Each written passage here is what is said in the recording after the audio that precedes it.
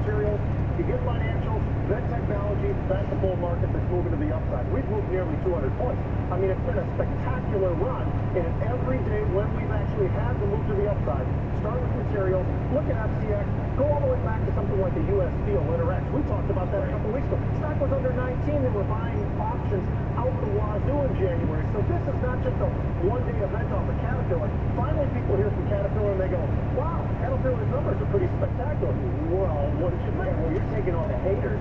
I am taking on the haters, but I'm taking on the haters from 1074. I'm not talking about them today. I've been talking about these materials each day, Judge. We have seen the material space moving to the upside. Look at Freeport, look at Southern Copper paying a 9% dividend yield while you're waiting for copper. There are a lot of people who are going to live with a lot of pain who missed the rally.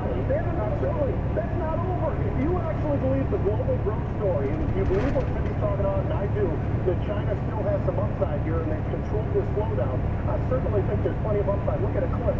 That was a $100+ stock that's trading all the way down underneath 60. It's only at 65 right now. Caterpillar was well over 100.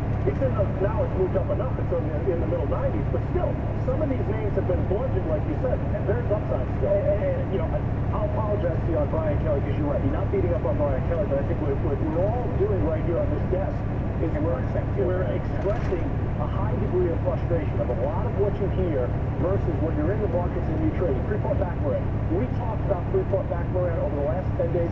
Jimmy's done a great job of that. They talked about how the strike was not impacting earnings as expected. All I'll tell you about Freeport McMoran is this: 36.50. You know what that is? That's your stop on the longs that we've been talking about that should be right. Let's move on, bring in Dennis Gardner, the Garden Letter, Fast Money contributor, of course. Guards, it's great to have these all, especially on a day where commodities just exploded to the upside. China give you the all clear now to buy commodities? Well, I'm not sure that it gave you the all clear, but it certainly told you that all of the pessimism in the air had to be thrown overboard and put at least to the sidelines. You may not think it's all clear, but when that PMI came out last night above 50, changed my opinion on the world at that point. I think one has to say, what are you going to buy in a situation like this? And I think you buy stuff. I think you buy steel. We heard that talked about earlier. I think you buy coal. We talked about that before. I think you have to buy the things that, my old saying, if you drop them on your foot, will hurt. Right. Because if the global economy is getting stronger, and it does appear that recession has been avoided. And certainly, if you listen to Overhelm and over at Caterpillar, it certainly sounds like it's going to burn. That Caterpillar number this morning was really quite extraordinary, and I think it's indicative of the fact that the global economy, and if you'd have asked me this a month ago, I thought the global economy was in danger, but the PMI came out, changed my opinion on that completely. Don't beat up BK. He and I were both on the same page, and that PMI last night was a very important number. I was simply just trying to point out that a smart guy saw enough in that PMI today. Nice use of smart guy there. As Lord King said, when the facts change, I change. What do you do, sir? And the facts seem to have changed last night. Give me your idea on where oil's going to go now that we have both a rally here in the U.S., right? Stocks. You think that the recession's been avoided here, and China coming out with manufacturing that appears better than expected. Take a look at what the term structure is doing in WTI. You have moved the entire WTI West Texas Intermediate term structure to a backwardation. It was only several days ago that we were at a contango. Now you've moved to a backwardation. That's telling you that demand is very strong, certainly higher than has been supply.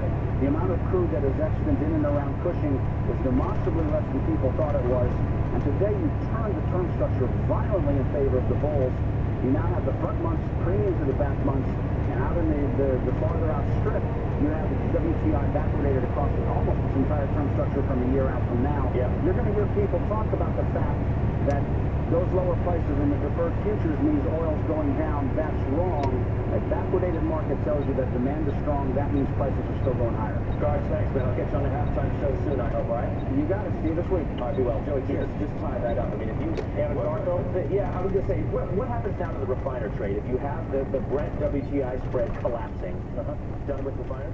WTI Brent spread began to collapse probably about 2.5 weeks ago. We talked about getting out of those mid-continent refiners. Yeah. That's not the trade. The trade right now, it's an Occidental, it's an Anadarko, it's even to a certain extent the OIH. If you see significant capital flows coming into the oil space, and you are beginning to see that. All right, let's get some money in motion now. Todd Gordon of Aspen Trading Group is looking to put on the risk, and he's using currencies to do it. Todd, walk us through the technicals. Sure, guys. You know, before we get too bullish on this China and the copper trade, listen, look at these charts. They're down trending. So what I want to do really switch in front of